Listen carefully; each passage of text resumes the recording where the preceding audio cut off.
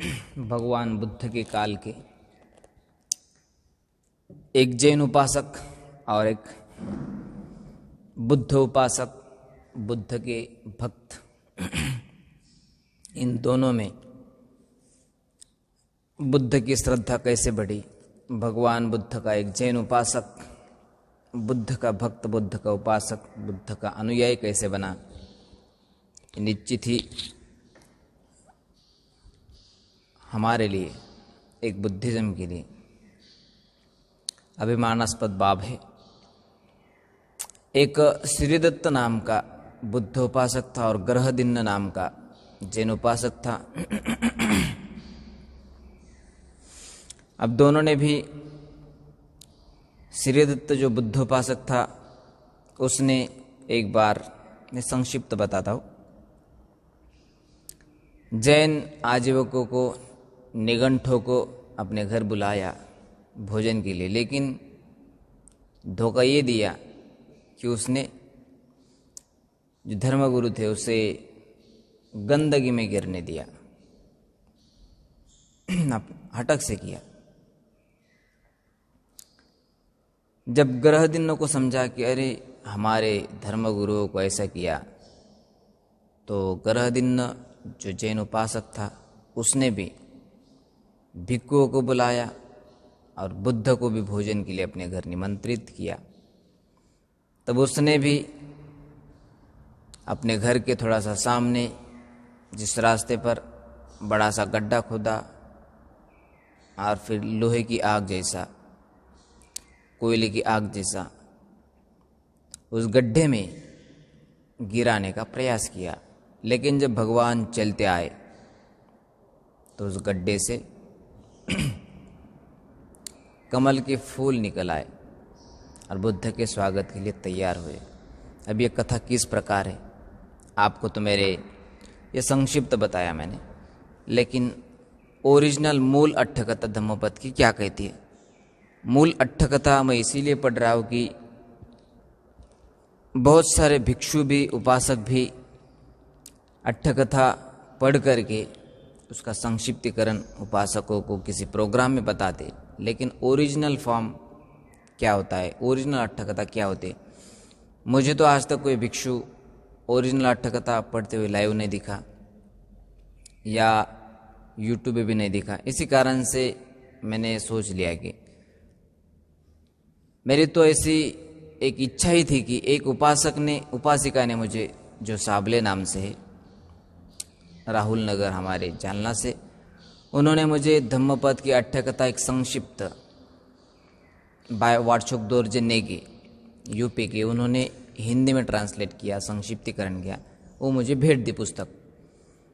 तो उस ग्रंथ में लिखा था कि ये तो संक्षिप्त अट्ठकथा है, इससे भी बड़ी बड़ी अट्ठकथा और मूल अट्ठकथा है, वो भी आपने पढ़ना चाहिए।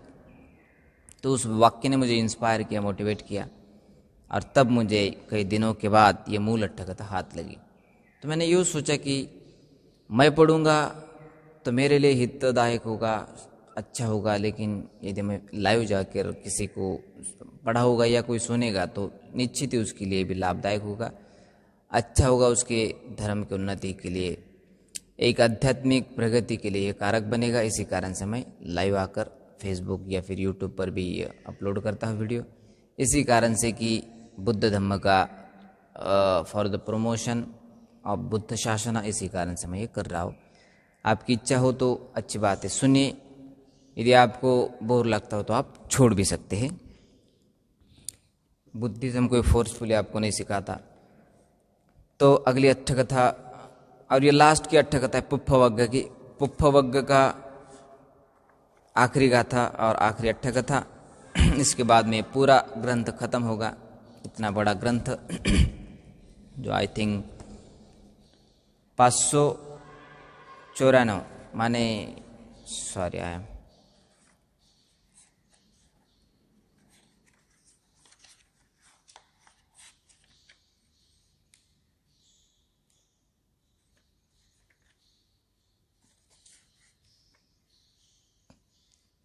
600 पेज का यह ग्रंथ था।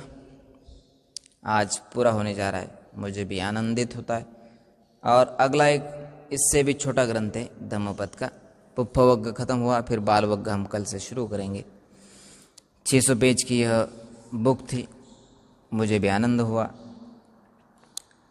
और पूरा यह फिनिश करने के बाद तो और आनंद होगा।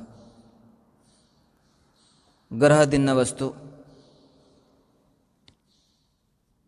यथा संखारधानस्मिन् यह धम्मदेशना शास्त्राने जेतवन में साधना के प्रसंग में ग्रह दिन नामक निगंठ के श्रावक माने उसका शिष्य। निगंठ आपको मालूम होगा कौन है। निगंठ माने निग्रंथ, और फिर उन्हें महावीर से नाम से जाना जाता है, जो जैनिज्म के फाउंडर एंड चीफ है। वैसे तो ऋषभ देव को मानते, 24 तीर्थंकर है उन्हें भी ज़्यादा मानते, लेकिन जैनिज्म को फैलाया बढ़ाया महावीर ने। लेकिन इंडिया के बाहर तो कम गया, जैसे अशोक ने किया, वैसे बुद्धिज़्म जैनिज्म नहीं फैला। जिस तरह बुद्धिज़्म फैला उस तरह जैनिज्म को सपोर्ट करने वाले कम थे। और बुद्धाब्द काल में तो जैनिज्म, हिंदुइज्म ये तो बुद्धिज़्म के अपोनेंट थे, टक्कर वाले थे। इसी कारण से राजा भी जो भी भगवान बुद्ध के संपर्क में आता तो बुद्धिज़्म से बड़ा इंस्पायर होता, और बुद्ध धम्म संघ की इस ट्रिपल जेम की शरण लेता, और बुद्धिज़्म को सपोर्ट करके पूरा योगदान बुद्धिज़्म के प्रमोशन के लिए देता। इसी कारण से बुद्धिज़्म का राइज हुआ, उदय हुआ, जहाँ तहाँ विस्तारित हुआ, किया गया, और फिर बाद में फिर फॉलो हुआ। Rise and fall of Buddha यदि आप पढ़ोगे तो निश्चित ही आपको समझ में आएगा। यह शास्त्रा ने धम्मदेशना ग्रहदिन्न नाम के उपासक को उद्देश्य करके गए थे।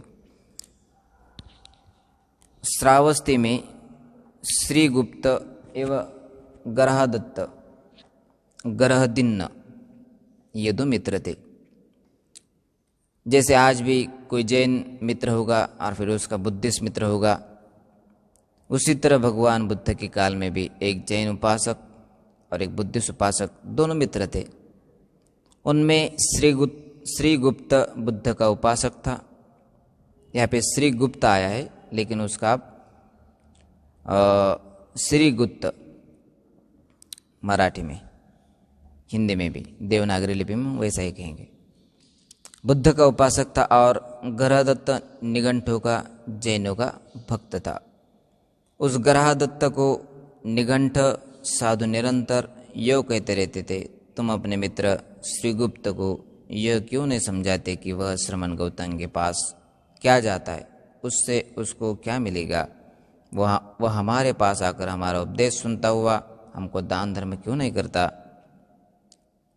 ग्रहदत्त उन साधुओं के वचन सुनकर बैठते बैठते खड़े रहते श्रीगुप्त को यही बात समझाता रहता था। श्रीगुप्त पहले तो बहुत दिन तक उसकी बात सुनकर चुप रहता रहा, परंतु यह सब सुनते सुनते एक दिन उद्विग्न होकर यह बोला, सौम्य, तुम दिन रात उठते बैठते खड़े रहते मुझको यही समझाते रहते हो कि श्रमण गौतम के पास आप क्यों जाते हो। उससे उसको क्या मिलेगा। वह हमारे पास आकर ही हमारा उपदेश सुनता रहे तो अच्छा होगा, हमको दान धर्म क्यों नहीं देता। श्रीगुप्त ग्रहदत्त उसे समझाता था। अब आज भी हम करते हैं कि बुद्धिस्ट लोग बताते हैं बुद्धिज़्म ऐसा है, बुद्धिज़्म वैसा, इत्यादि इत्यादि, और फिर कोई अदर रिलीजन का उसे प्रभावित करके अपने रिलीजन में खींच लाने का प्रयास करता है। कोई हिंदू माइथोलॉजी का पालन करने वाला हो तो उसी के संपर्क में कोई बुद्धिस्ट आदमी हो तो वो भी प्रभावित होता है। उनकी पूजा, उनकी ये वो सब देखकर कोई बुद्धिस्ट प्रभावित होकर के वो भी ट्रांसफ़र होने का प्रयास करता है। कोई समझदार हो तो नहीं कर सकता, लेकिन कोई अंधभक्त, अंधविश्वास, अंधश्रद्धालु हो तो वो ट्रांसफ़र माने कन्वर्जन कर सकता है। आज की लव जिहाद के कारण या लव स्टोरी के कारण कोई किसी का भी रिलीजन स्वीकार करता है। इंडिया में नहीं, पूरे वर्ल्ड में यह शुरू है। आज का नहीं, बल्कि यह बुद्धाब्द काल का माने प्राचीन, मध्य और आज का अर्वाचीन इतिहास भी यही कहता है।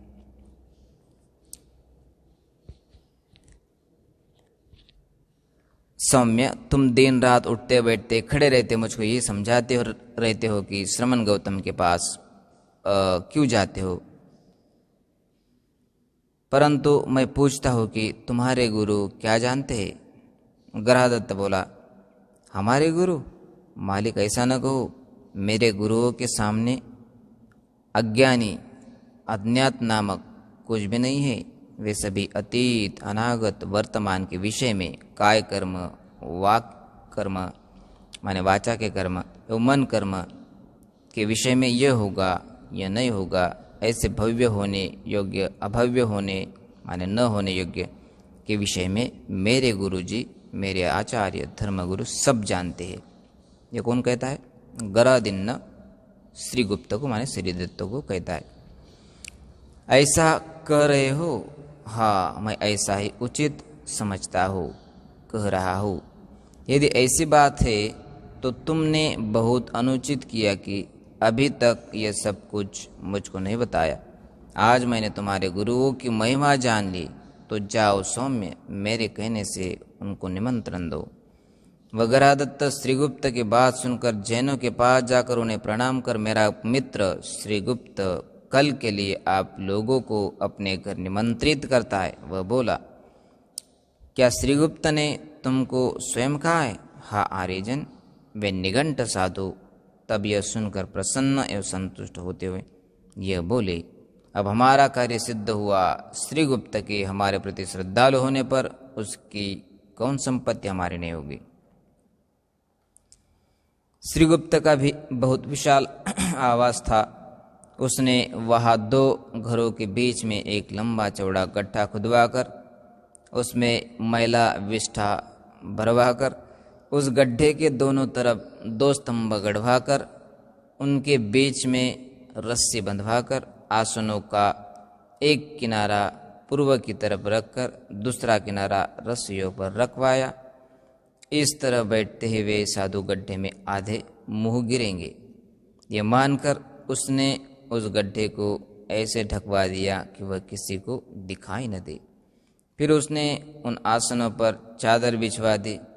इसके बाद बड़े बड़े पात्रों को रखवाकर उनका मुख केले के पत्तों एवं श्वेत वस्त्रों से ढकवा दिया और उनको खाली रिक्त ही घर के पीछे की तरफ यह प्रदर्शन कराते हुए रखवा दिया, मानो उनमें अनेक प्रकार के यागु, भात, बासमती चावल, घी, तेल, शर्करा, मालपुवे आदि भरे हो।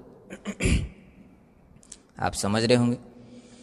गरादत्त प्रार्थी उस श्रीगुप्त के घर शीघ्र ही जाकर पूछने लगा कि आर्यो के सत्कार की सब व्यवस्था कर ली है ना? हाँ सौम्य, श्रीगुप्त कहता है, हाँ की, सब कुछ तैयारी की। वह कहा, कैसे की है? तब उसने दूर से ही दिखा दिया कि इतने विशाल पात्रों में यागु है, इतनों में भात है, इतनों में घी, तेल, शर्करा आदि भरे। आसन व्यवस्था यह है।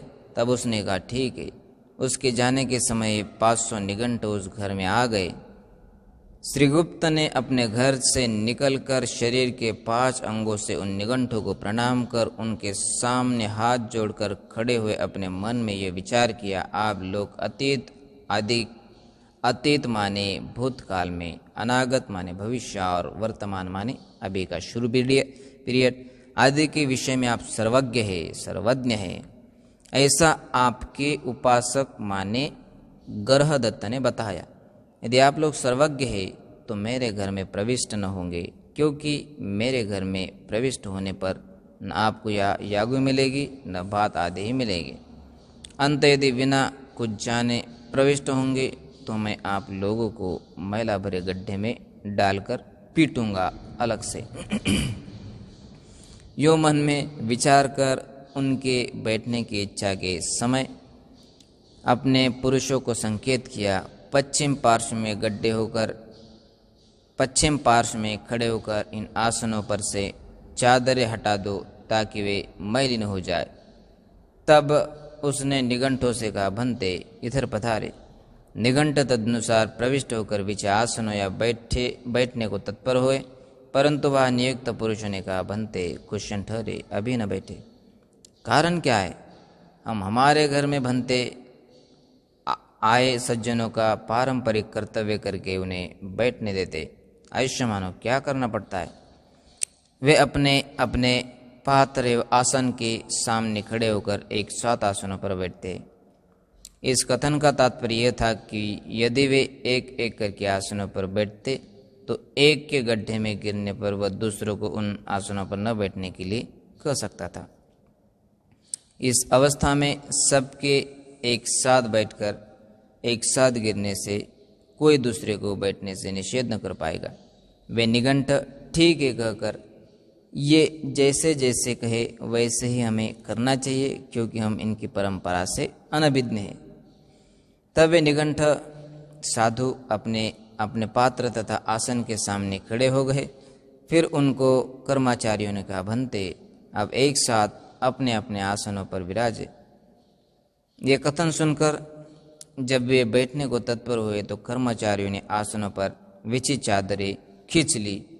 उधर निघंट जो ही एक साथ आसनों पर बैठने लगे, आसनों के नीचे लगी रस्सियां दुर्बल होने के कारण टूट गई, तो रस्सियों पर टिके आसनों के किनारे भी टूट गए और सभी निघंट साधु आधे मुंह होकर उस मैल विष्ठा के गर्त में गिर पड़े। उनके गिरते ही श्रीगुप्त ने द्वार बंद करवाकर उस गर्त में से जो निकला उन्हें यह कहते हुए कि तुम तो अपने को सर्वज्ञ कहते थे, अतीत अनागत भूत वर्तमान इत्यादि सब जानते थे। अतीत अनागत का आपको ज्ञान था, ज्ञान तुम्हें अब क्यों नहीं हुआ? यह कहकर उनके डंडों से भी पीटा। फिर इतना कहकर कि इतना दंड ही इनके लिए पर्याप्त होगा, उस श्रीगुप्त ने द्वार खुलवा दिए। द्वार खुलने के बाद वे निघंट भागने लगे, वैसे ही गुथ और विष्ठा की लगी आंख से। परंतु उस आवास की भूमि चिकनी होने के कारण वे निघंट फिसल कर गिरने लगे। फिर भी वे वहाँ नहीं ठहरे, उठकर भागने लगे। वहाँ से भागते समय भी श्रीगुप्त ने उनकी और पिटाई कराई। जाते समय श्रीगुप्त ने उनसे कहा, इतना ही तुम्हारे लिए पर्याप्त है। तब निघंट रोते कलपते अपने उपासक गरहदत्त के द्वार पर पहुंचा और कहा, तुमने तो हमको मरवा दिया। कोई अच्छा धर्मगुरु हो या कोई अच्छा, आज के भाषा में तो अच्छा या बुरा धर्मगुरु तो कोई समझ में नहीं आता। आज तो उपासक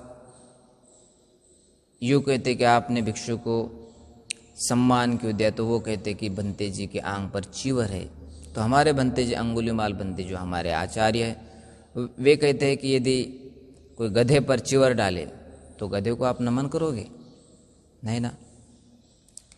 इसी कारण से हमें कोई धर्मगुरु हो तो धर्मगुरु का हमने एक प्रकार से शील टेस्ट करना चाहिए, समाधि प्रज्ञावान है या नहीं देखना चाहिए। जैसे श्रीगुप्त ने टेस्ट किया कि क्या यह आजीवक माने निघंट के पुत्र, निघंटनाथ के पुत्र माने शिष्य, क्या ओरिजिनल भूत भविष्य अनागत सब जानते हैं, माने सर्वज्ञ है, ओमनिसेंट हम कहते उसे, इनलाइटन है, पूरे जानकारी से प्राप्त है, साल्वेशन उन्हें प्राप्त है। यदि प्राप्त है तो वे जानेंगे ये गूद का गड्ढा है, लेकिन न जान पाए। और श्रीगुप्त ने जो आइडिया की थी ये ओरिजिनल है या डुप्लीकेट्स मंक है या आजीवक है, वे जान लिया और फिर सभी के सभी 500 जो आजीवक थे गूद के गड्ढे में गिर गए। हमने भी ऐसा कोई भिक्षु के साथ ऐसा नहीं करना चाहिए, लेकिन टेस्ट ये करना चाहिए कि शील समाधि प्रज्ञा उसकी पुष्ट है, परिपुष्ट है, सम्यक रूप से पालन करते हैं, शील में प्रतिष्ठित है, ये देखना चाहिए। और फिर ही हमें आदर सत्कार से भोजन चीवर इत्यादि थे, ग्लान प्रत्यय या शयनासन, ध्यानासन, जो भी हो हमारी इच्छा अनुसार हमने देना चाहिए। अब इस गरदन वो आजीवक सभी ग्रहदत्त गरदिन्न के पास गए, अरे तुमने तो हमें मरवा दिया उस श्रीगुप्त हमको तो मार डालना चाहता था, गोद के गड्ढे में गिरवा दिया। कैसा तेरा मित्र है जो गोद के गड्ढे में गिरा देता है, ना भोजन मिला ना कुछ सम्मान मिला लेकिन गोद का गड्ढा मिला। इस प्रकार से वह आजीवक सभी निगंठनाथ के पुत्र शिष्य उस गरदिन्न को कहते थे। अब गरदिन्न को आइडिया हुई कि चलो हमारे धर्मगुरुओं को श्रीगुप्त ने छकाया तो क्यों न मैं भी बौद्ध धर्मगुरु को मैं भी छकाऊं, अपमानित करूं। तो थोड़े समय के बाद, 1, 2 या 3 महीने के बाद, टाइम आगे आएगा, तो गरदिन्न ने भी भिक्षु को, बुद्ध प्रमुख भिक्षु संघ को, बुद्ध को भी और प्रमुख भिक्षु संघ माने अग्र श्रावक सारिपुत्र महामोगल्यान भी होंगे, कश्यप भी होंगे, सभी होंगे। तो भगवान बुद्ध के साथ जब आए तब देखिए आगे क्या होता है। मैं नहीं कहूँगा लेकिन आपको स्टोरी सुनवाऊंगा। न्यायालय का निर्णय, गरादत्त श्रीदत्तकृत निगंठों के प्रति उस परिवर्तित व्यवहार को सुनकर बहुत क्रुद्ध हुआ। वो बोला, अब यह घटना श्रावस्ती की, श्रावस्ती में तो ज़्यादातर बौद्ध अनुयायी थे, बौद्ध उपासक थे। यह धम्मदेशना शास्त्र ने जेतवन में साधनारत प्रसंग में गरदिन्न नामक निगंठ को कही थी। जेतवन माने श्रावस्ती में आए। गरहादत्त श्रीदत्त कृत निगंठों के प्रति उस परिवर्तित व्यवहार को सुनकर बहुत क्रुद्ध हुआ। वह बोला, श्रीगुप्त ने तो हमारा नाश कर दिया। हाथ पसार के वंदन करते हुए देवलोक तथा मर्त्यलोक में सभी लोगों के लिए जो कि यथारुचि दान करने में समर्थ है, उनके लिए पुण्य भूमि स्वरूप हमारे आर्य को यो पीट कर आहत कर दिया। यो कहकर राजा ने न्यायालय में जाकर श्रीगुप्त को 1000 कार्शपन का दंड लगवाने का निवेदन किया।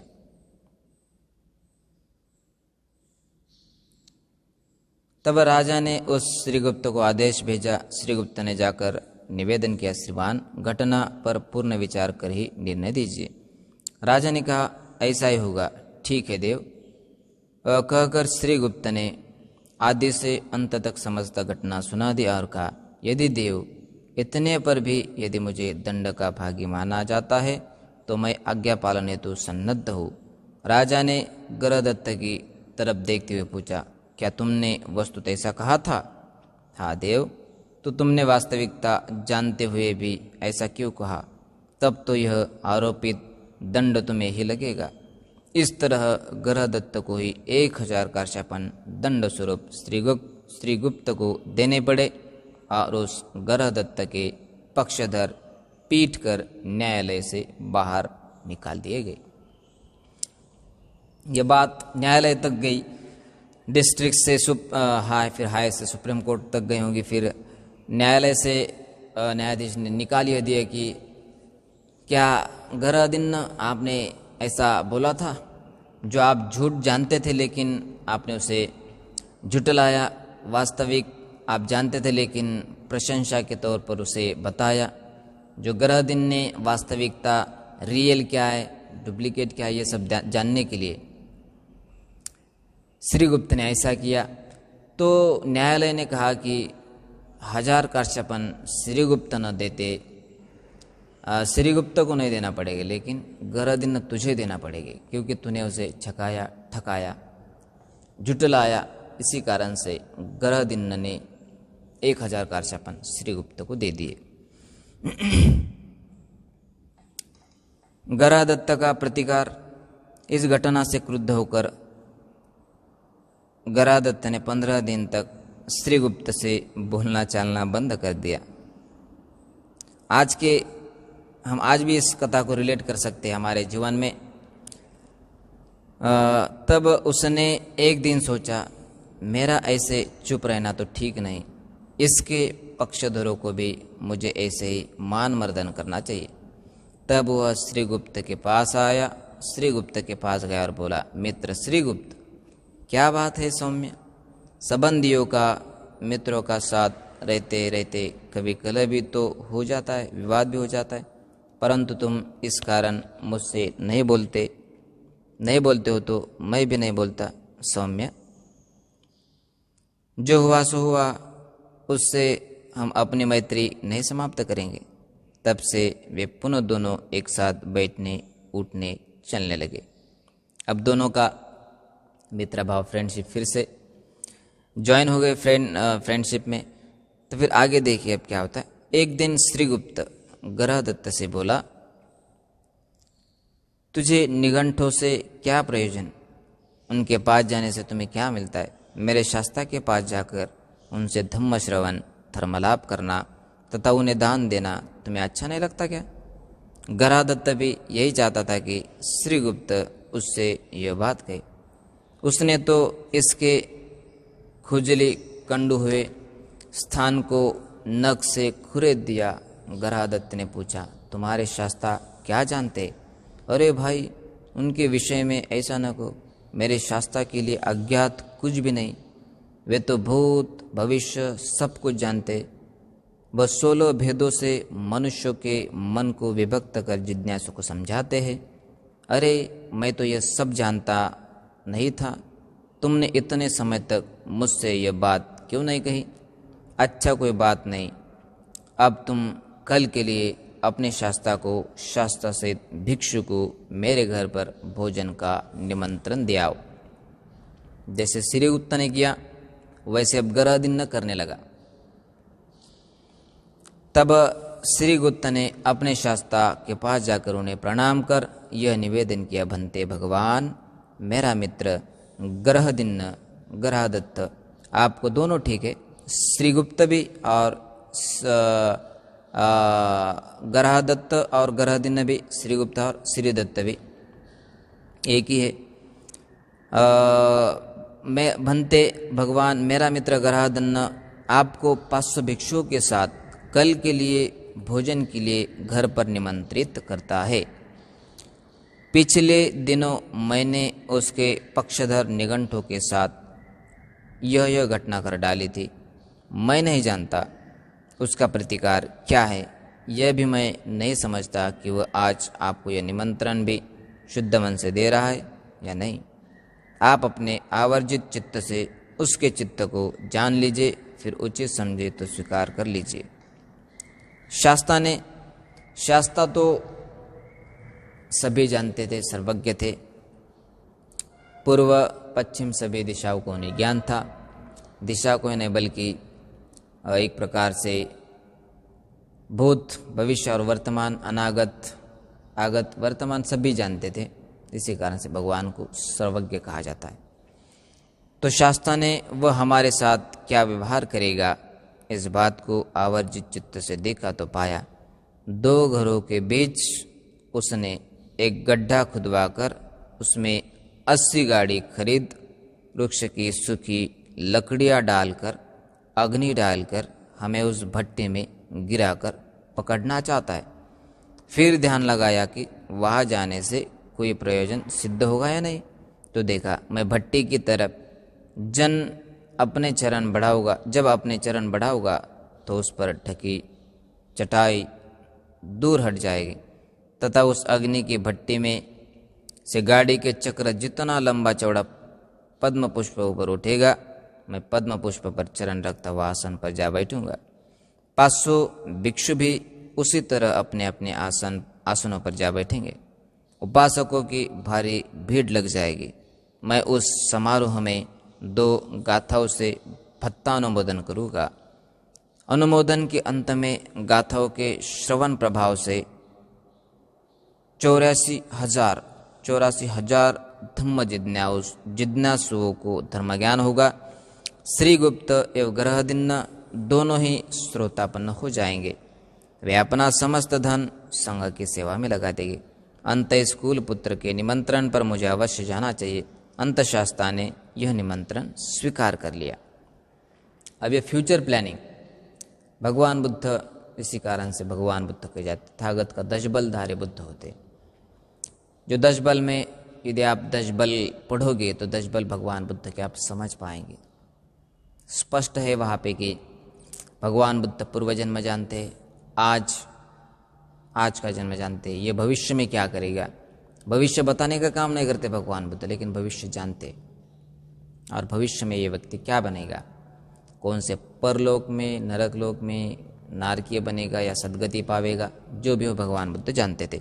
अब भगवान बुद्ध ने उसके चित्त में क्या चल रहा है, ग्रहदिन्य के चित्त में, जैन के उपासक जो ग्रहदिन्य था उसके चित्त में क्या चल रहा है, भगवान बुद्ध ने बैठे बैठे श्रीगुप्त के विनंती अनुसार जान लिया। और फिर भगवान बुद्ध ने जाना भी वहाँ ठान लिया।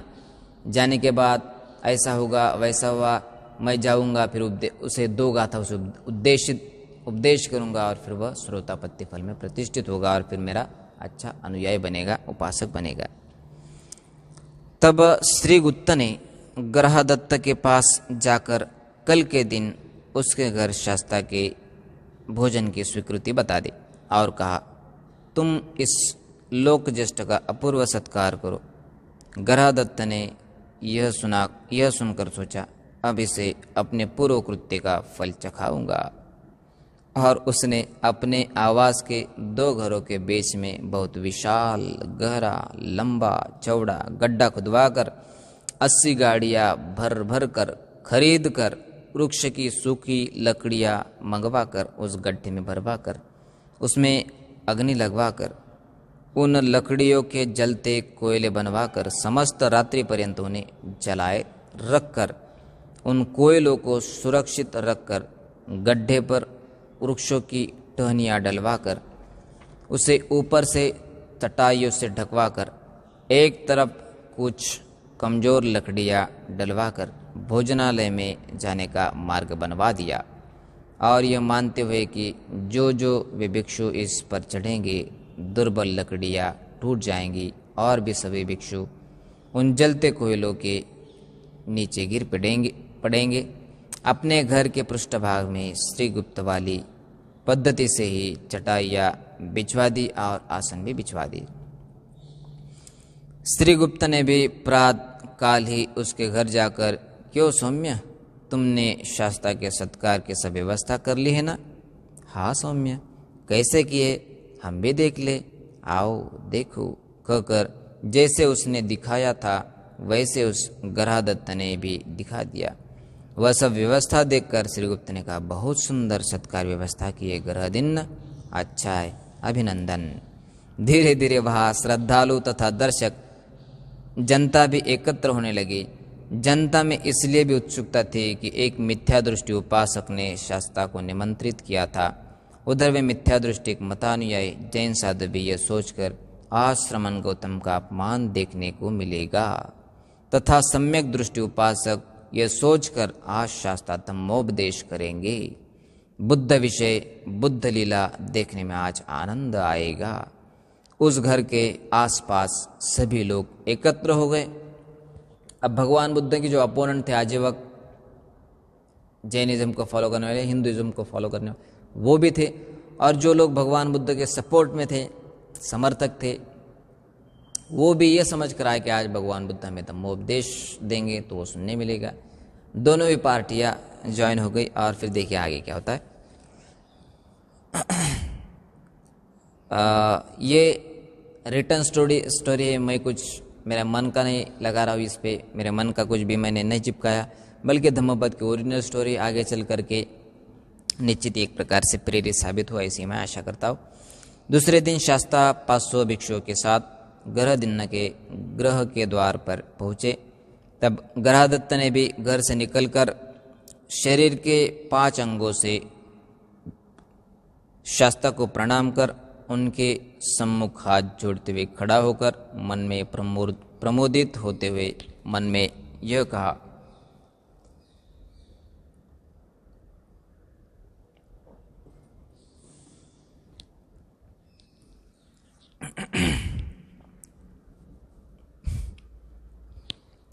बनते, आप तो अतीत, अनागत, वर्तमान के विषय में सब कुछ जानते। आप जिज्ञासुओं को 16 प्रकार से चित्त के भेद का ज्ञान कराते। ऐसा आपके विषय में आपके उपासक श्रीदत्त ने मुझे बताया। यदि वस्तुत आप सब कुछ जानते तो आप मेरे घर में प्रवेश न करेंगे, क्योंकि वहाँ प्रविष्ट हुए आप लोगों को यागु मिलना है, न भात मिलना है, न अन्य कोई मधुर पदार्थ मिलेंगे, अपितु मैं तुम लोगों को जलते अंगारों के भट्टे में डालकर पकड़ने का प्रबंध पहले कर चुका हूँ। यो मन में कहता हुआ वह सम्मान प्रदर्शनार्थ शास्त्र का पात्र अपने हाथ में लेकर इधर आइए भगवान, यह कहते हुए बोला, भंते, हमारे घर आने वाले भिक्षार्थियों के लिए एक नियम है, उसे उन्हें पालन करना पड़ता है। आयुष्मान, क्या करना पड़ेगा, क्या करना पड़ता है? भगवान बुद्धों से ग्रहदिनों को पूछते। एक के प्रविष्ट होकर आगे चलकर बैठ जाने पर दूसरा भिक्षु जाता है। ग्रहदत्त ने ऐसा यह सोचकर कहा, सबके एक साथ प्रविष्ट होने पर, आगे वाले के गिर जाने पर पीछे वाले उसे देखकर पुनः लौट जाए, अंत एक एक को प्रविष्ट कराकर पकड़ूंगा। शास्ता बोले, ठीक है कहकर अकेले ही आगे बढ़ गए। ग्रहदत्त आगे चलता हुआ भी भट्टी के पास आने पर एक तरफ हो गया और बोला, आगे पधारे बनते। तब जो ही शास्ता का पैर भट्टी पर पड़ा, त्यों ही उस पर ढकी चटाई नीचे खिसक गई। तभी भट्टी के अंगारों के बीच से विशाल महाकाय पद्म पुष्प, कमल का पुष्प प्रस्फुटित हुआ। शास्ता उन पद्म पुष्पों पर पैर रखते हुए प्रज्ञप्त बुद्धासन, बुद्ध का आसन बुद्धासन कहलाता है, ध्यान का आसन ध्यानासन कहलाता है, शयन का आसन शयनासन कहलाता है। पद्म पुष्पों पर पैर रखते हुए प्रज्ञप्त बुद्धासन पर बुद्ध विराजमान हुए। अन्य भिक्षु भी उसी तरह चलते हुए आसनों पर कमल पर पैर रखकर आसनों पर जाकर बैठ गए। तब ग्रहदत्त अवाक रह गया। ग्रहदत्त का शरीर जल उठा। वह भागा हुआ श्रीगुप्त के पास पहुंचा और बोला, स्वामी मेरी रक्षा करिए, क्या हुआ? इन 500 भिक्षुओं को खिलाने के लिए कुछ भी नहीं बनाया, इन 500 भिक्षुओं के लिए खाने के लिए कुछ भी नहीं बनाया। मैं तो प्रयोग करना चाहता था, मैं तो इनको ठकाना चाहता था, छकाया करना चाहता था, न मैंने दाल बनाई न कोई भात बनाया। अब मैं इनके लिए भिक्षार्थ के लिए क्या करूं? परंतु तुमने किया क्या? मैं 2 घरों के बीच में ऐसा ऐसा किया, ये पूर्ववत पूरा बताया। किंतु भिक्षु अपने आसनों पर बैठ गए। अब मैं क्या उन्हें खाने के लिए दूं? परंतु अभी तो प्रातःकाल तुमने मुझको बताया था, इतने पात्रों में इतने यागो बने, इतना भात बनाए। तुम तो मुझको यही दिखा रहे थे ना? वह सब मेरा मिथ्या वचन था। वस्तुतः पात्र पूर्णतः रिक्त थे। ऐसा नहीं है, तुम एक बार फिर जाकर देखो, हो सकता है उसमें यागु आदि इत्यादि सब कुछ, भात दाल सब कुछ हो। उसी समय उसको जिस पात्र में दाल बताए थे वह पात्र दाल से पूर्ण दिखाई दिया, जिसमें भात बताया था वह भात से भरा दिखाई दिया। सभी पात्र अनेक विध खाद्य भोज्य पदार्थों से, पंच पकवान से अरिक्त थे। रिक्त थे, वो अरिक्त हो गए, माने पूरे भर चुके थे भगवान बुद्ध और भिक्षु संघ के अद्वितीय बल से, धम्म बल से। आपको समझते होगी स्टोरी, मैं आशा करता। जिसमें भात बताया था वह भात से भरा दिखाई दिया। सभी पात्र अनेक विध खाद्य भोज्य पदार्थ से पूर्ण हो गए। उस अन्न संपत्ति को देखकर ग्रहदत्त का मन प्रीति एवं प्रमोद से भर गया। उसने वह सब खाद्य पदार्थ बुद्ध ब्रह्म भिक्षु संघ को परोसा। जब भगवान भोजन क्रोध से निवृत्त हो चुके तो वे अनुमोदन करने के लिए तत्पर हुए। तब उसके सामने से पात्र हटा लिया। शास्ता ने अनुमोदन करते हुए यो धम्मोपदेश आरंभ किया, ये प्राणी प्रज्ञा दृष्टि के अभाव से ही मेरे शिष्यों के गुणों को नहीं जानते। ऐसे प्रज्ञा दृष्टि रहित पुरुषों को ही लोक में अंधा कहा जाता है, तथा प्रज्ञावानों की दृष्टि वाला सचक्षुष्क कहा जाता है। यह कहकर उन्होंने भगवान बुद्ध ने धम्म गाथाएं कही। यथा संखारधानस्मिं उज्जितस्मिं महापथे पदुमं तत्थ जायेथ शुचिगन्धं मनोरमं एवं संखारभूतेषु अन्धभूते पुथुज्जने अतिरोचते पन्याय सम्मा संबुद्ध सावकोति। ये गाथा का अर्थ जैसे कूड़ा करकट फेंके गए राजमार्ग पर शुद्ध गंध वाला मनोरम पद्म पुष्प खिल उठे, इसी प्रकार कूड़े करकट से युक्त के समान अंधे हुए मनुष्यों में भगवान का सम्यक ज्ञान प्राप्त शिष्य स्वकीय स्वप्रज्ञा से प्रकाशित होता है। अब ये गाथा का संक्षिप्त अर्थ है जो संखारधानस्मिं उच्चतस्मिं, जो शब्द है कठिन शब्द है, उसका शब्दार्थ वोकैबुलरी हम कहते हैं उसे यह दिया है। अब यह गाथा के अंत में जो ग्रह दिन था और फिर श्रीगुप्त उपासक था, दोनों भी श्रोतापत्य फल में प्रतिष्ठित हो गए। और यह कहते हुए खदिरांगार जातक, यहाँ पे एक जातक अट्ठ कथा भी भगवान ने उन्हें बताई। जातक की विस्तार पूर्वक भगवान ने उन्हें कथा समझाई और फिर बाद में दोनों भी श्रोतापत्य फल में प्रतिष्ठित हो गए। यहाँ पे यह पूरी अट्ठ कथा आपको समझ में आई होगी। जैन उपासक ग्रहदिना और बौद्ध उपासक श्रीगुप्त की अट्ठ कथा निश्चित ही एक कंपेरेटिव थी, एक कंपैरिजन था। अपोनेंट कौन था, सपोर्ट कौन था, यह आपको निश्चित ही समझ में आई होगी बात। आजकल भी ऐसा होता है, लेकिन इस प्रकार से नहीं होता। लेकिन धम्म के गुरु होने के नाते कोई किसी को भी एक जालना का उपासक चंदन जिला से बिलोंग करता है, उसका नाम लक्ष्मण जाधव, जिन्होंने उन्होंने बड़ा घर बनाया और हिंदू माइथोलॉजी को फॉलो करता है। उसने बड़ा घर बनवाया और मुझे कहा, भंते जी आप और गुरु जी के साथ निश्चित हमारे घर भोजन के लिए आइए। वैसे तो वह नहीं कहना चाहिए, लेकिन कैकाड़ी कास्ट से बिलोंग करता है, तो भी उसकी आशानुसार और उसके निमंत्रण आमंत्रण को स्वीकार किया और 2 या 3 सितंबर को आई थिंक संडे को भोजन के लिए बुलाया। जाना पड़ेगा, कल ही आई थिंक। तो भिक्षु किसी धर्मगुरु की ऐसी नापच्चिया न करना चाहिए, बल्कि धर्मगुरु को आदर सत्कार और सम्मान से देखना चाहिए। भोजन दान देना चाहिए, भोजन दान पानी पिलाना, ये तो सम्मान की बात है। हमारे इंडियंस के रग रग में ऐसे संस्कार होते हैं जो वसा और वारसा में चलाना चाहिए। यही मैं आपसे आशा करता हूँ और सभी के प्रति मंगल मैत्री। सबको साधुवाद भवतु, सब मंगलं, मंगल हो, कल्याण।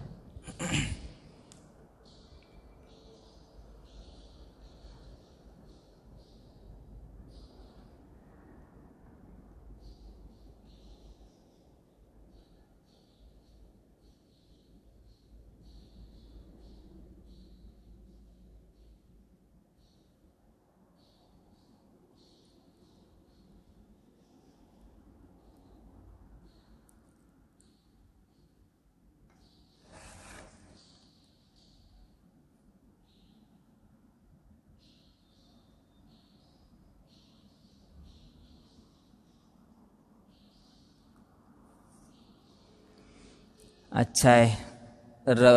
प्रवीण जोगदंड, विष्णु घाटगे, उज्ज्वला डोंगरे, रविंद्र सावंत, अभय उगले, अन्ना साहब चित्तेकर, सभी एकनाथ शिंदे इस वीडियो को वॉच कर रहे। अच्छी बात है, ये सभी के लिए प्रेरणादायी स्टोरी साबित हुई होगी, ऐसी मैं आशा करता हूँ। और निश्चित ही आपके जीवन में भी धम्मगुरु का सम्मान करो, भिक्षु के प्रति सम्मान रखो, या कोई भी भिक्षु हो या अदर कास्ट का या अदर रिलीजन का कोई धर्मगुरु हो तो उसका सम्मान करना चाहिए। ऐसे मैं आपसे आशा करता हूँ। सीख भी हमने मोरल स्टोरी से यही मोरल लेना चाहिए। सभी के प्रति मंगल मैत्री। अच्छा, रोज़ आपने यह धम्मपद की अट्ठकथा सुनना चाहिए। जो भी लाइव हो, जो भी इसे लाइव देखता हो, सभी को मंगल मैत्री।